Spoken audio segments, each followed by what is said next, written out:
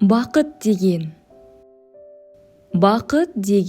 үйде емес қос қанатты, көлікте деп те жіберме бос қағатты.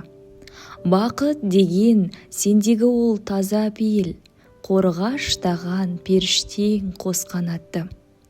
Бақыт деген марқаю барменен, өсіп өну сүйікті жарменен. Бақыт деген бағалау айналаңды, араласу адамның бәріменен.